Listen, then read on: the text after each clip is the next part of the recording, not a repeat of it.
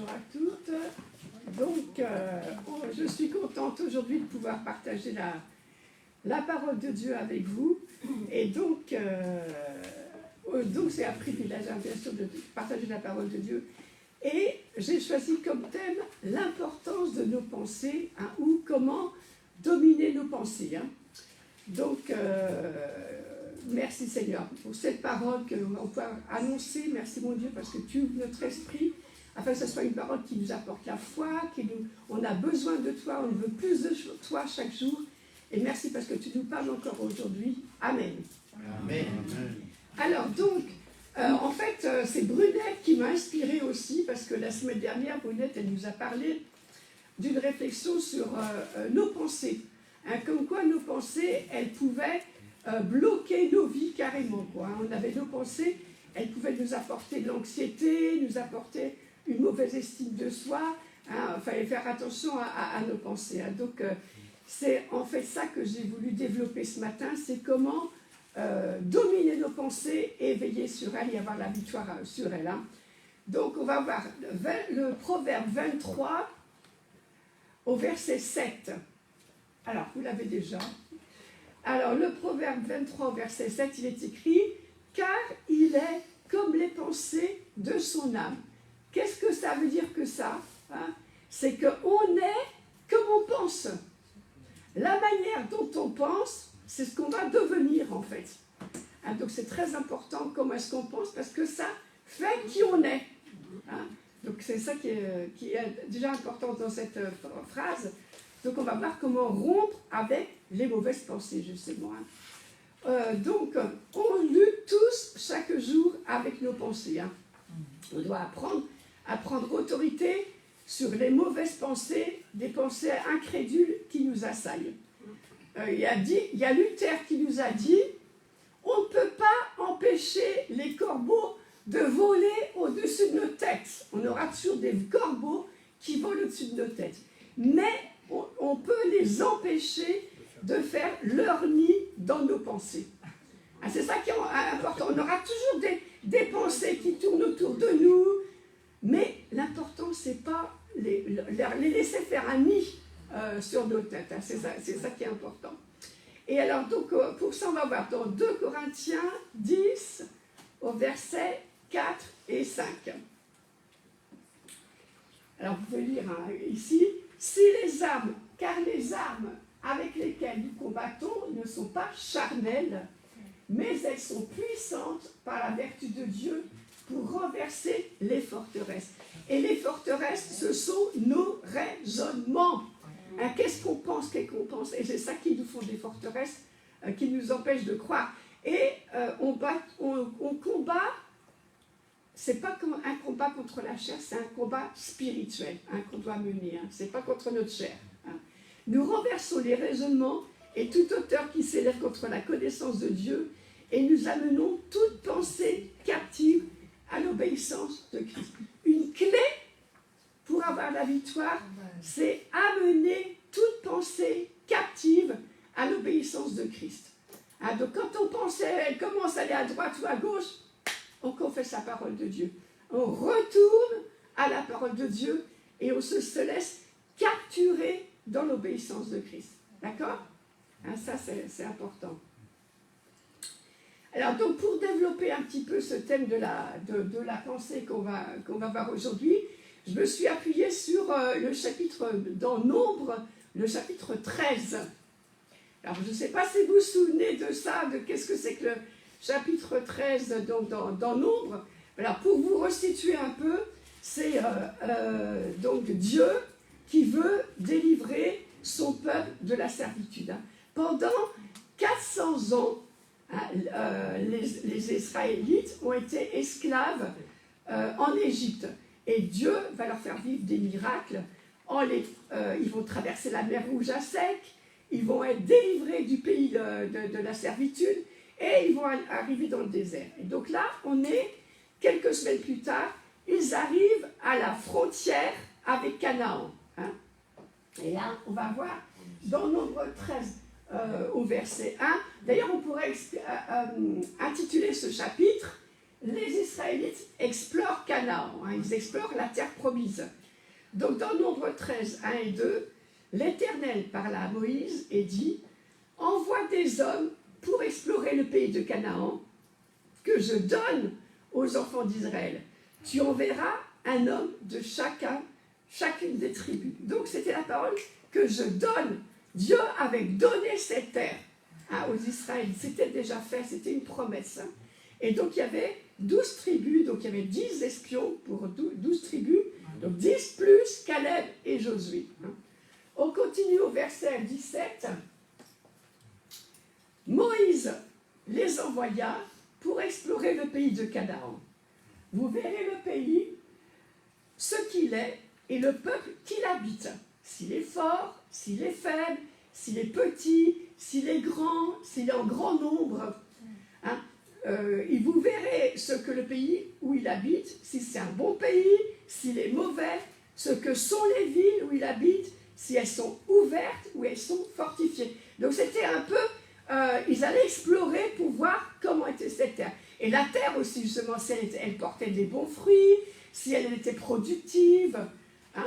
Et donc au verset 23, justement, ils coupèrent une branche de vigne avec une grappe, au verset 23, et ils portèrent à deux, au moyen d'une perche, cette grappe. Hein, donc on le voit ici en haut, hein, ils coupèrent une branche de vigne avec une grappe de raisin, qu'ils portèrent à deux, au moyen d'une perche, ils prirent aussi des grenades et des figues. Et donc, une grappe qu'il faut porter avec une perche, ça montrait l'abondance que Dieu voulait donner à son peuple. On était à deux pour porter cette grappe de raisin. Et j'ai fait la vendange cette semaine avec Jean-Paul et Cécile. Ah, et donc c'est vrai que la vigne, ça représente l'abondance, ça représente que Dieu, il veut nous faire produire des bonnes productions du pays. Hein. Il y avait les figues, bien sûr, aussi. Hein. Il y avait les figues qui montraient la bénédiction de Dieu pour le pays d'Israël. Hein.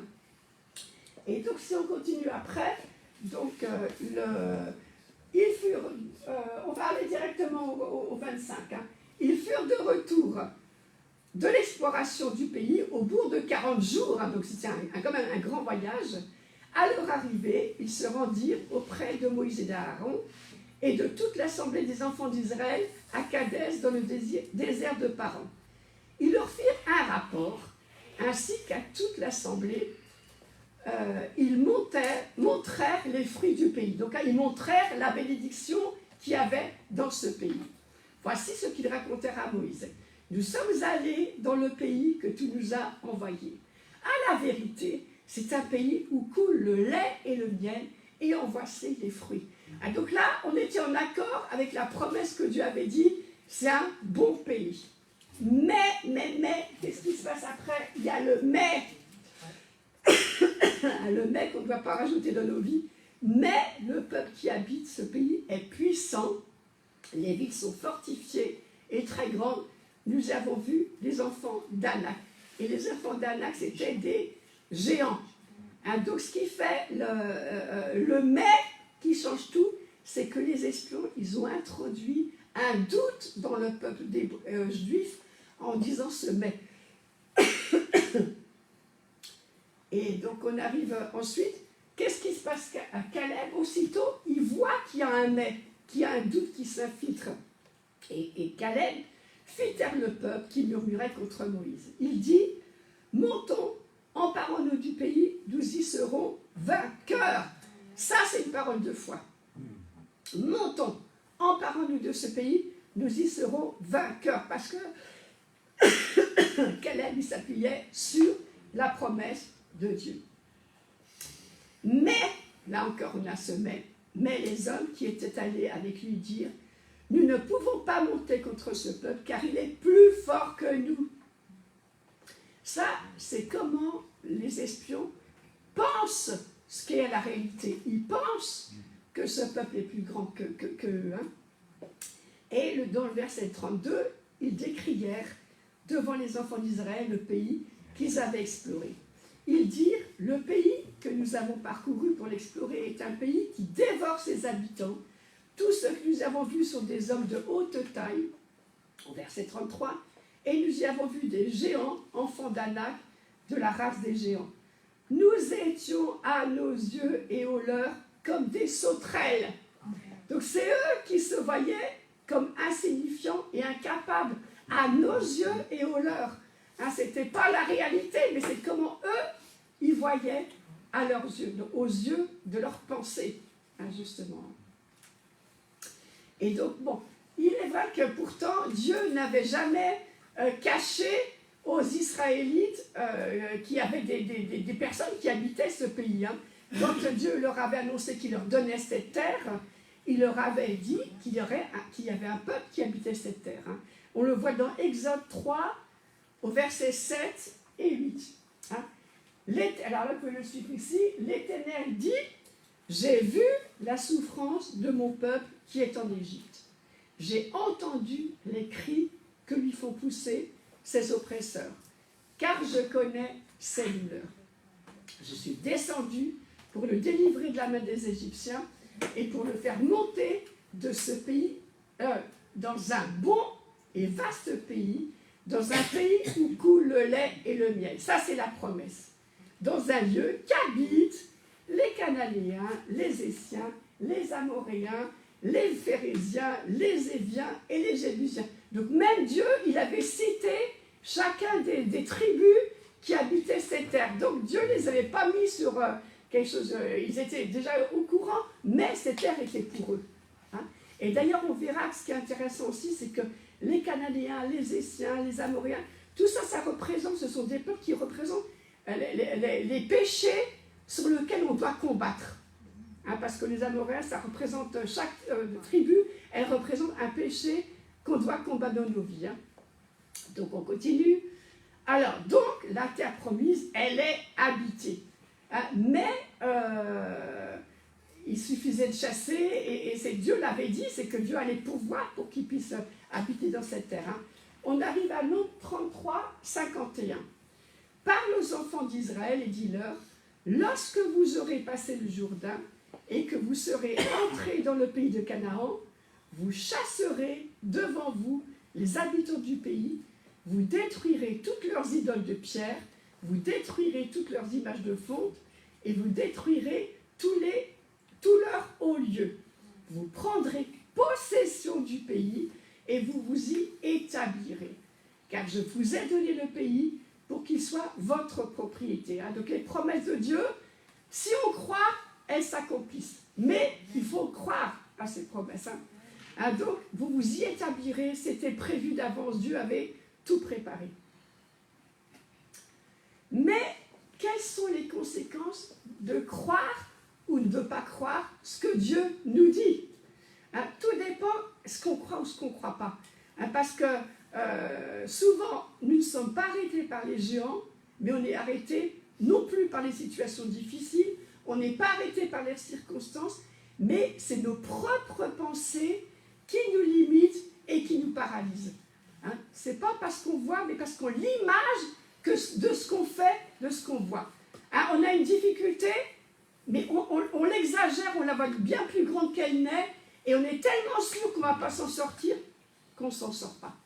Hein, tout dépend de l'image de ce qu'on fait, de la circonstance devant laquelle on est. Hein.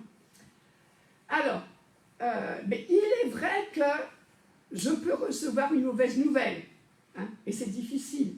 Même si les circonstances me font peur, on peut avoir un diagnostic médical qui est mauvais. Ça, c'est vrai que tout ça, ce sont des réalités. Hein, un enfant, on vient d'apprendre qu'il a la leucémie, c'est terrible. Hein, mais on peut croire aussi à la promesse, hein, de Dieu. Hein, que Dieu, il est tout-puissant, il peut nous libérer de la maladie, et c'est lui qui guérit, c'est lui qui sauve, c'est lui qui libère. Hein, donc ne pas s'arrêter, même c'est vrai que les circonstances, elles sont réelles, elles ne sont pas toujours bonnes, mais l'important c'est croire aux promesses de Dieu pour nous. Hein, Dieu, il est plus grand que nos circonstances, il est plus grand que nos problèmes d'argent, il est plus grand que notre maladie, il est plus grand que les problèmes qu'on peut avoir avec notre famille. Hein. Et vous croyez ça? Amen, on le croit. Hein, c'est lui qui a le contrôle sur toutes choses. Hein, donc c'est à nous de lui faire confiance dans les bonnes circonstances comme dans les mauvaises. Là, on a des bonnes situations, tout va bien, gloire à Dieu. On a des circonstances, on se dit, où j'en suis, qu'est-ce qui se passe? gloire à Dieu. Toi, Seigneur, tu sais pourquoi je passe par là. Et je te fais confiance. Et tu as déjà la porte de secours, la porte de sortie, tu la connais. Et ça va arriver, la délivrance, elle est proche. Hein. C'est ça qui est important, notre manière de voir la vie. Hein. On continue. Alors, bon, ce qui est vrai aussi, c'est que notre vie, elle est faite donc de batailles. Dieu ne nous a pas dit, oh, ça sera un long fleuve tranquille, la vie chrétienne, elle est magnifique, tout va aller bien. Non. Et d'ailleurs, quand le peuple de Dieu est sorti d'Égypte, ils sont sortis armés. Les Égyptiens leur avaient donné des armes. Et le peuple d'Israël, il s'est dit, mais pourquoi est-ce qu'on a des armes? Mais en fait, ils vont voir plus tard que Dieu leur avait des armes, parce qu'ils allaient être appelés à se battre. Hein? Donc, la vie chrétienne, pour nous, c'est une image encore qu'on doit se battre. Hein? On est confronté souvent à des batailles. Hein? Dans la guerre, il y a des batailles qu'on va gagner, il y a des batailles qu'on va perdre, mais il faut persévérer dans cette bataille de chaque jour. Hein. Et donc, avec Christ, on a déjà gagné la guerre. Christ, il a gagné, le diable est vaincu, la victoire, elle nous est déjà acquise. Mais chaque jour, on a des batailles, ou pas tous les jours, hein, mais on a quelque chose à vaincre pour aller plus loin. Hein. Et le pire, c'est justement de perdre la bataille parce qu'on ne se bat pas, parce qu'on se croit vaincu. Ça, c'est pire que tout. Parce qu'on ne va rien gagner, parce qu'on ne va pas se battre, parce qu'on est sûr qu'on va perdre. Donc ça, c'est pire que tout. Alors, ce que tu dis à toi-même est très important. Hein. Nos pensées sont des paroles silencieuses. Et on voit que dans les arts martiaux, la bataille, elle se gagne ou elle se perd avant de monter sur le tatami. Hein, c'est toute une bataille mentale qui se passe même avant de monter sur le ring pour les boxeurs. Même on voit ceux qui jouent au tennis, on dit qu'ils travaillent beaucoup leur mental. Hein, parce que tout dépend quelle attitude tu as devant la difficulté. Hein, quelle attitude tu prends. Hein, et on doit s'armer de cette pensée avec Christ. Je suis plus que vainqueur. Hein, et donc, quelquefois, on peut même être battu sans que l'ennemi ne fasse rien, parce qu'on est tellement persuadé qu'on ne va pas réussir, qu'on ne réussit pas. Hein, mais c'est tout dans notre tête. Hein, la tête, c'est quelque chose. Hein. Et d'ailleurs, ça va contrôler les pensées. À quoi je me concentre aujourd'hui? Là, je me concentre sur la parole de Dieu. Je veux apprendre quelque chose. Je veux avancer avec Dieu. Hein, c'est ça qui est important. Alors, et donc la victoire, elle est uniquement réservée à ceux qui se battent. Hein.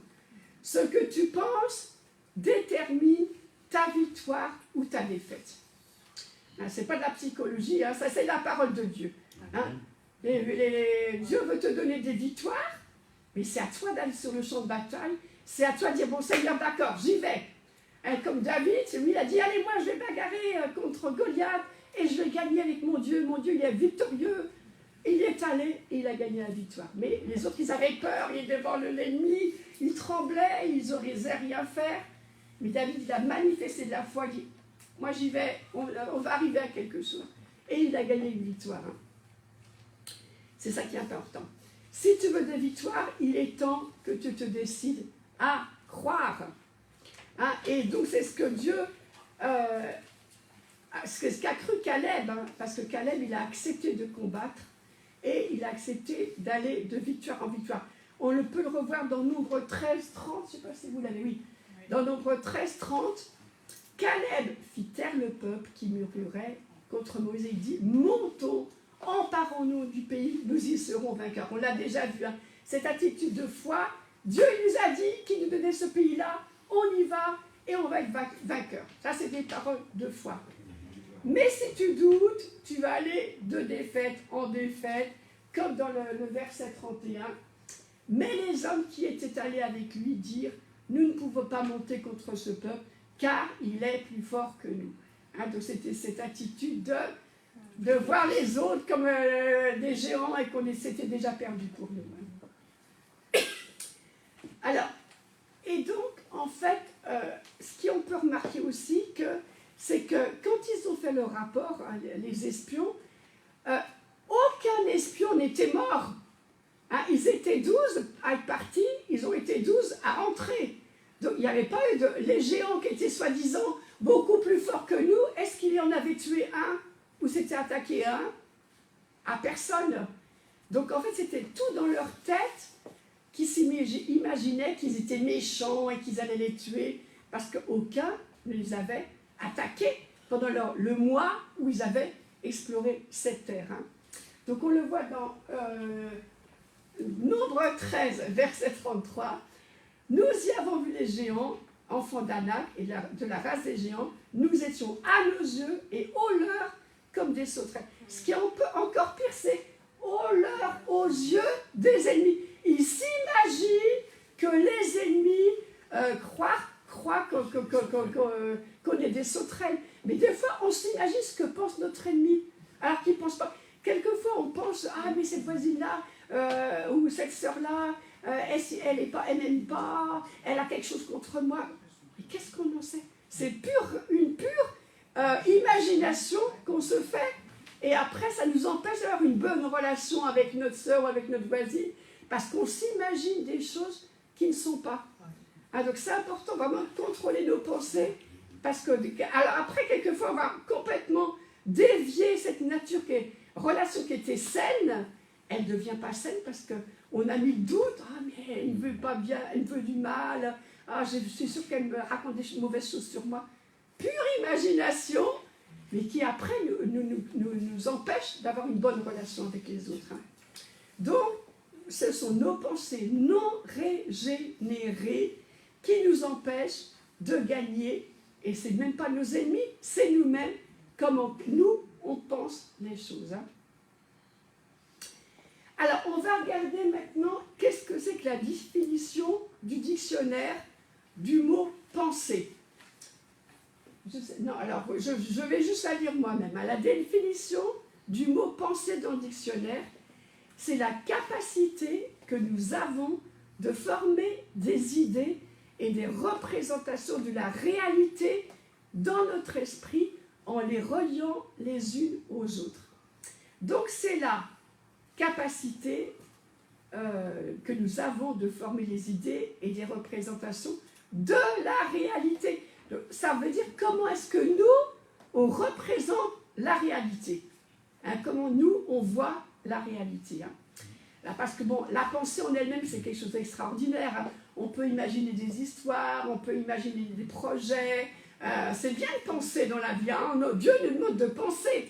On ne doit pas être des gens ah, celui-là, il pense cela, moi je pense la même chose. On a un propre arbitre, on a notre pensée, on a une intelligence, et on doit s'en servir. Hein. Mais en dirigeant nos pensées, en les dirigeant capturés par l'Esprit de Dieu, hein, en dirigeant nos pensées selon Dieu. On le voit dans Philippiens 4, 8 et 9, qui est ici.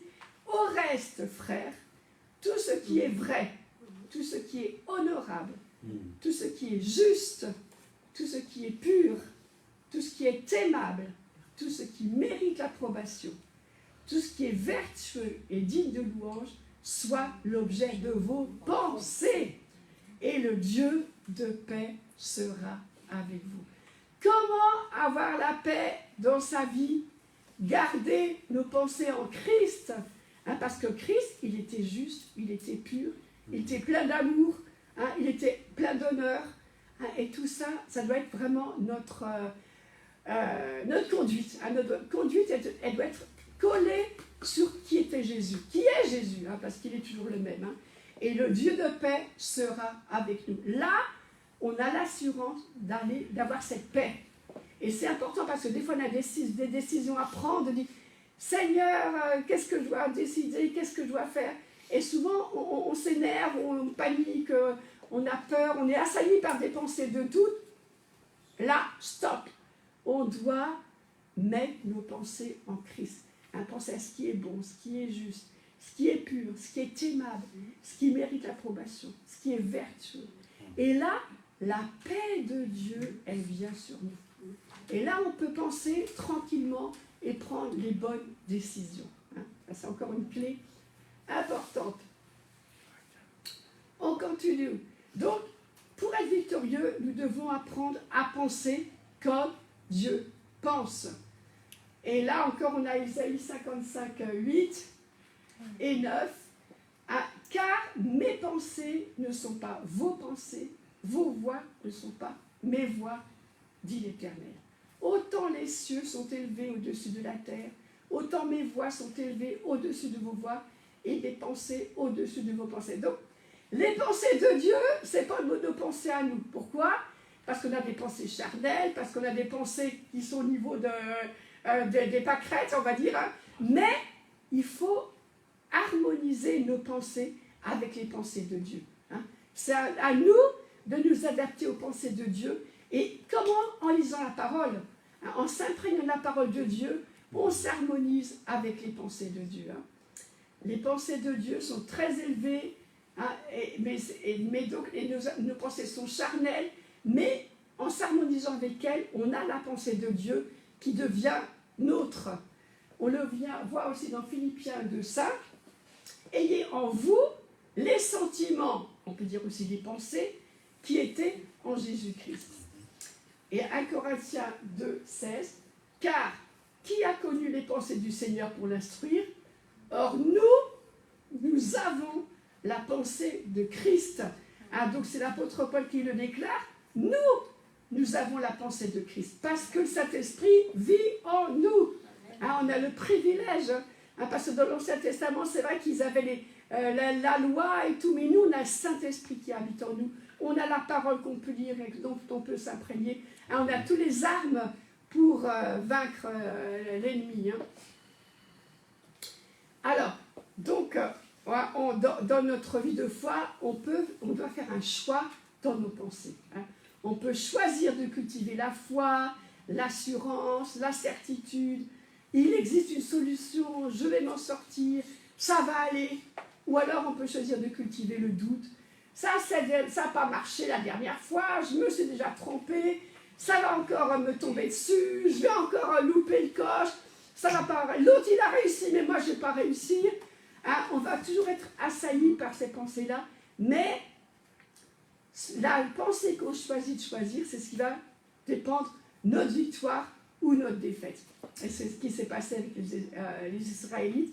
Ils ont choisi de penser la pensée négative des 10 espions. Hein. Alors, normalement, c'était ce que devaient faire les espions, c'était très objectif. Explorer la terre, élaborer une stratégie, élaborer une conquête. Ce que Dieu voulait pour le peuple de Dieu, c'était montrer qu'il y avait des bonnes choses en prévision pour eux. Hein, ils ont exploré la terre pour voir que des bonnes choses allaient arriver au peuple de Dieu. Hein. La terre était bonne, la terre était fertile, les habitants étaient nombreux, mais Dieu allait donner ce pays. Hein. Et donc, il faut avoir les yeux de la foi comme Caleb. Hein. Nous montons, emparons-nous du pays, nous y serons vainqueurs. Hein. Nous aussi, l'ennemi peut nous enlever la promesse de Dieu. Nos pensées incrédules peuvent nous empêcher d'entrer dans la nouvelle vie promise par Dieu. Parce que qu'est-ce qui s'est passé? Comme ils n'ont pas cru, est-ce qu'ils sont rentrés dans la terre promise? Non. Non. Hein, malheureusement, non. Parce qu'ils n'ont pas cru. Hein, parce que donc, Dieu, il a été patient avec eux, il leur a fait des promesses, il a envoyé des espions, il leur a donné donc, des promesses. Mais après, Dieu, des fois, il est patient, mais après, il dit stop, ça suffit. Hein. Et là, qu'est-ce qui s'est passé? C'est que Dieu, il fait une différence entre ceux qui croient et ceux qui doutent. Et nos doutes, elle a une conséquence, comme notre foi a une conséquence, nos doutes a une conséquence. Et on va le voir dans Nombre 14, au verset 30.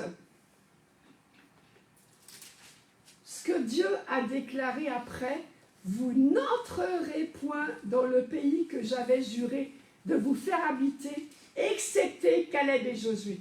Hein, vous vous rappelez qu'il y avait 12 espions, c'est que Caleb et Josué, qui étaient optimistes, qui étaient positifs, allez, on y croit, on y va, Dieu va nous donner cette terre, il nous a promis. Et vos petits-enfants, dont vous avez dit, ils deviendront une proie, je les y ferai entrer et ils connaîtront le pays que vous avez dédaigné. Quel était le péché du peuple de Dieu? Il a dédaigné ce que voulait donner Dieu. Il a dédaigné la promesse de Dieu. Hein, c'est ça le péché. C'est qu'il dit, ah non, non, non, ce que Dieu nous a dit, c'est pas vrai, regarde, il y a des géants, on va être massacrés, on n'y va pas. Ils ont cru aux pensées des espions au lieu de croire la promesse de Dieu. Et là, je crois que c'est ça, ce qui est terrible, c'est que nous, on dédaigne les promesses de Dieu. On ne croit pas ce qui est écrit dans la Bible. Et ça, c'est vraiment quelque chose qui a un péché devant Dieu. Hein. Et donc le 32, vos cadavres et vous tomberez dans le désert, et vos enfants paîtront 40 années dans le désert, et porteront la peine de vos infidélités, jusqu'à ce que vos cadavres soient tous tombés dans le désert. Bon, vraiment, c'est malheureux, on a pitié quand on voit ça, mais c'est quand même une réalité qui est arrivée. Hein. Les enfants, ils ont dû attendre 40 années, alors qu'ils auraient pu rentrer tout de suite, après que les espions soient venus, mais non, à cause de l'incrédulité, ils ont tourné 40 années. Et ceux qui étaient du temps de Josué et Caleb, ils sont tous morts dans le désert. Donc vraiment, ça montre comment on doit faire attention à comment on choisit, qu'est-ce qu'on choisit de croire. Hein, aujourd'hui, qu'est-ce que je choisis de croire dans ma vie? Hein, je crois les promesses de Dieu, je crois, j'ai la foi, je tiens debout, même dans l'adversité. Et sinon, on a des paroles d'insensés. Hein. On le voit encore dans le Nombre 14 au verset 2. C'était des paroles insensées qu'ont prononcées les enfants d'Israël. Hein. Tous les enfants d'Israël murmurèrent contre Moïse et Aaron, et toute l'assemblée leur dit que sommes-nous morts dans le pays d'Égypte, et que nous sommes-nous morts dans ce désert. Donc en fait, ils sont complètement même rebelles à Dieu, parce qu'ils préfèrent, Dieu les avait libérés du pays d'Égypte, c'était un miracle. Et eux ils disent, ah mais on aurait été mieux de rester en Égypte et tout. Donc c'est vraiment de la méchanceté contre Dieu, parce qu'ils sont que ingrats. Je ne sais pas ce que vous connaissez ce mot, l'ingratitude. Hein, et que Dieu nous préserve de l'ingratitude. Dieu nous a fait des bonnes choses dans notre vie. Dieu nous a donné, on pourrait témoigner des miracles qu'on a vécus avec Dieu. Hein, Dieu a été bon pour nous, hein, sur la vie qu'on a vécue. Et puis, quelquefois, voilà, on commence on a un problème et on commence à dire, ah mais Dieu, c'est pas bien, on est ingrat. On n'est pas reconnaissant, et donc c'est vraiment Dieu là, il est attristé quand on a cet esprit-là. Hein. Donc c'est important de ne pas avoir ce manque de foi et de croire et se mémorer quand ça ne va pas.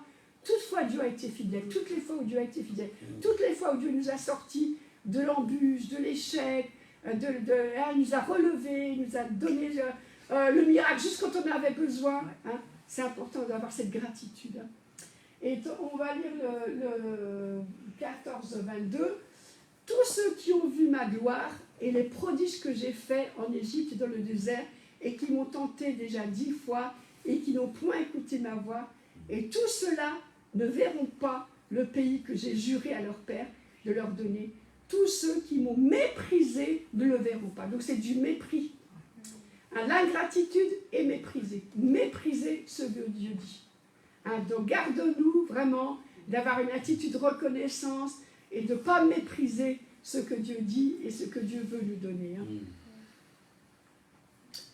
Alors, encore quelque chose d'important qu'il faut dire. Hein. Si l'ennemi vient dans tes pensées te faire douter, ça va rendre stérile spirituellement ce que Dieu il avait en réserve pour toi.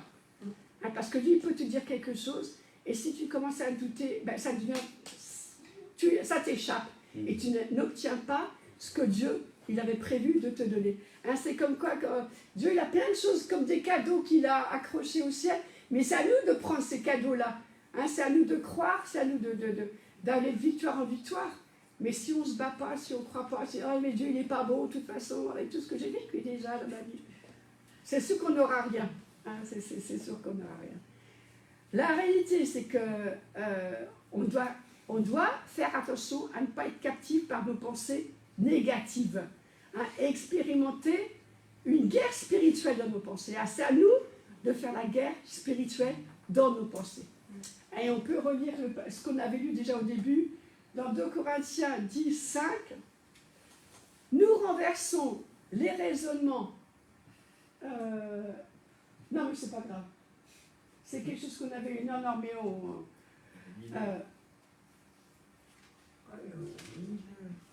C'est le verset. C'est le. Les 10, 5. C'est 2 Corinthiens 10, 5. Là. Mais c'est pas grave si tu l'as pas. Nous renversons les raisonnements. Eh bien, c'est là, non?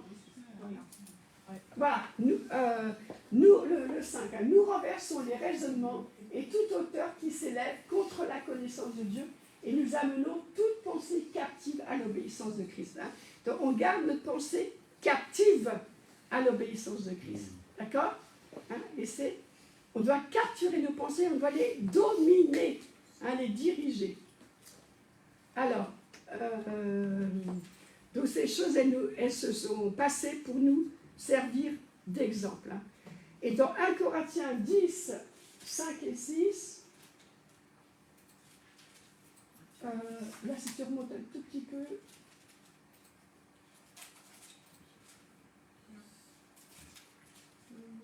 c'est pas grave.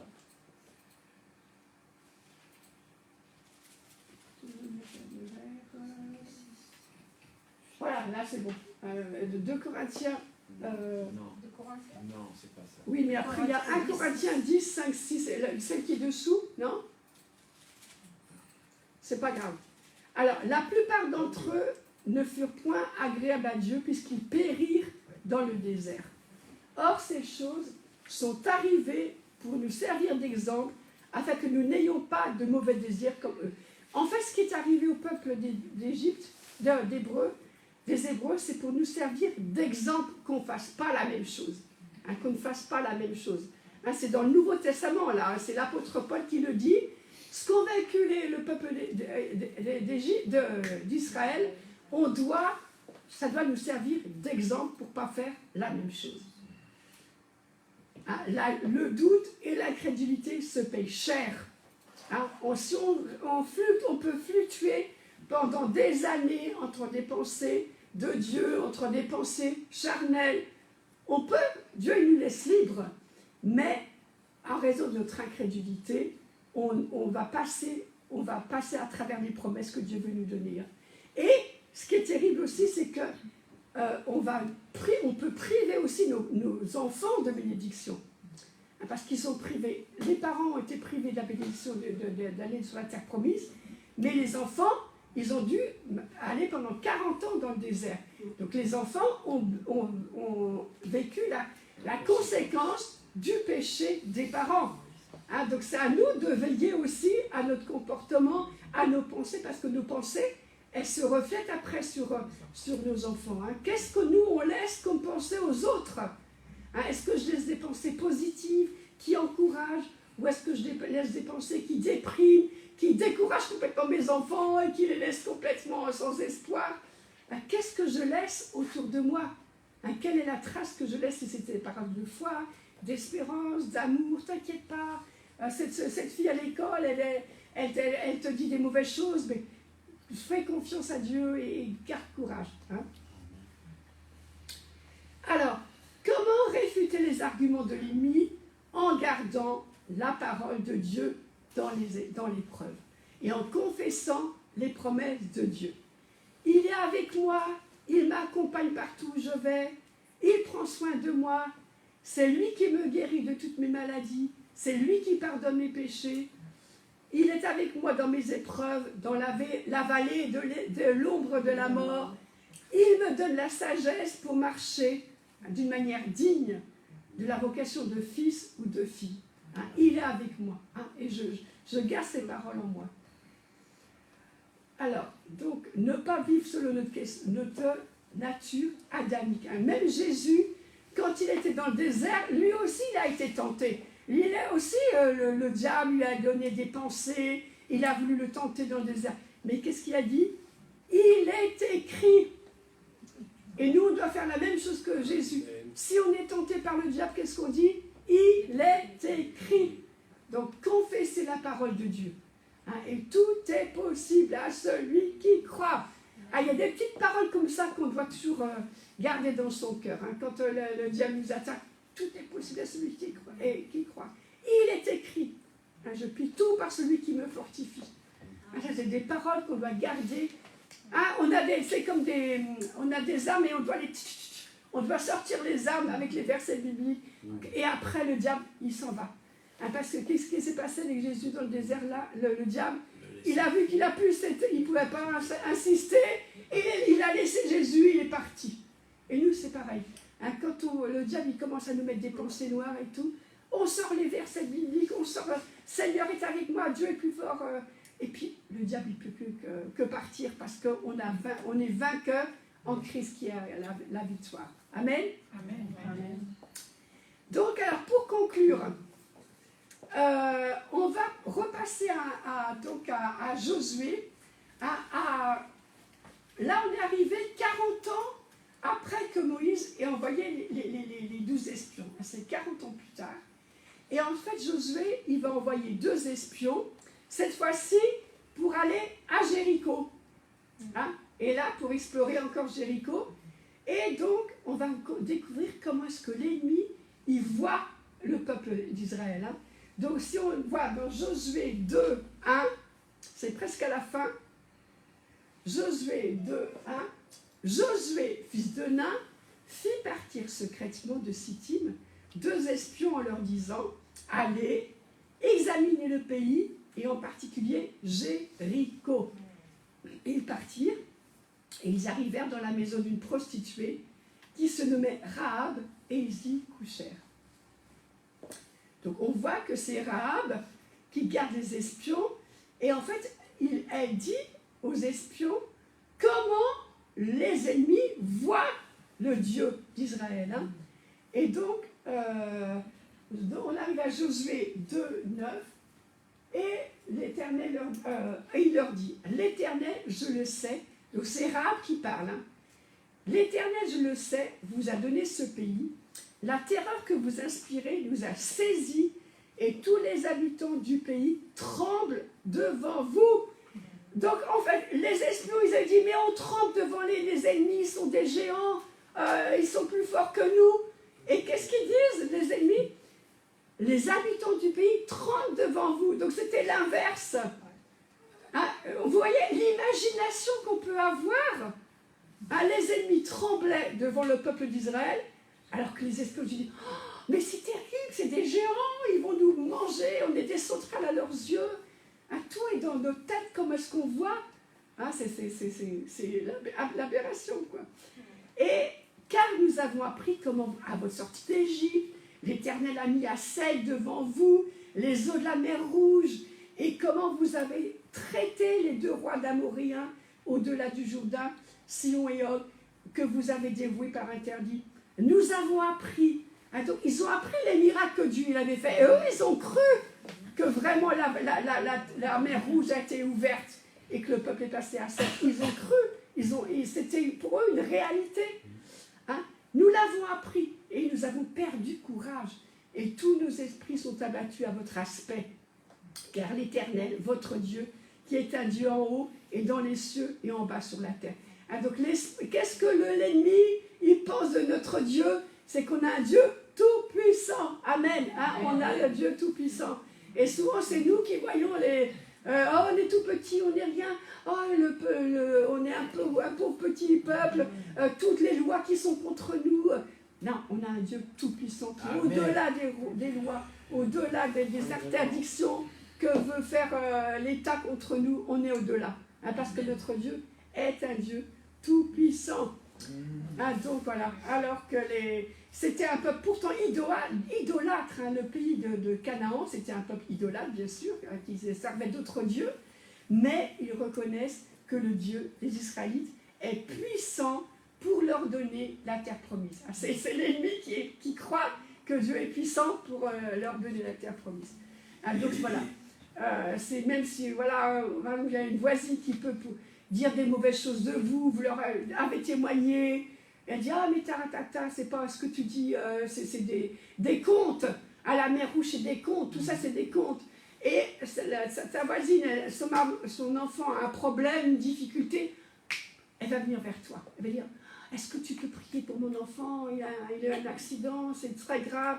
Hein, et l'ennemi qui se foutait de toi devant l'adversité, il se rappelle du Dieu puissant dont tu as parlé.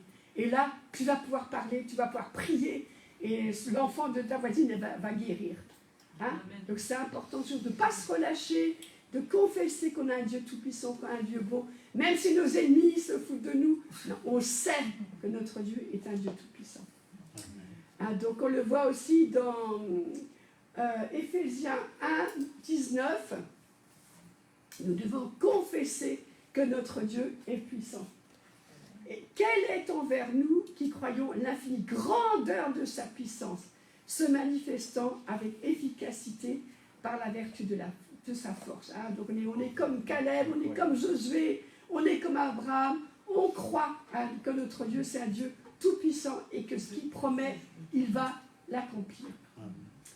Hein? Donc comme Josué et Caleb, par la foi, rentrons dans notre terre promise en étant animés par un esprit de foi qui se manifeste dans notre manière de penser et de parler. Parce qu'on pense et après on parle, hein, d'après nos pensées et nos paroles. Hein. Dans Nombre 14, 24, et parce que mon serviteur Caleb a été animé d'un autre esprit et qu'il a pleinement suivi ma voie, je le ferai entrer dans le pays où il est allé et ses descendants le posséderont. Hein, on voit la différence. Hein. Dieu, il a reconnu que Josué et Caleb, ils avaient un autre esprit, et qu'il a pleinement suivi ma voie, je le ferai entrer dans le pays. Hein? Donc sur les 12 espions, il y en a 2 qui sont entrés dans la terre promise, et nous voilà, à nous de croire, hein, même si on est peu nombreux, on doit être les exemples, on doit demeurer dans la foi, demeurer captifs dans les paroles de Dieu. Hein? Dieu avec nous pour conquérir cette terre, et on va la conquérir. Hein? Et donc on a tous besoin de la faveur de Dieu, de son aide, de sa grâce. C'est par la grâce qu'on est agréable à Dieu. Hein? C'est pas par notre force. Hein? Parce que bien souvent aussi on va se sentir sans force devant notre problème. Hein? Mais on croit en la grâce de Dieu. On croit en la grâce de Dieu.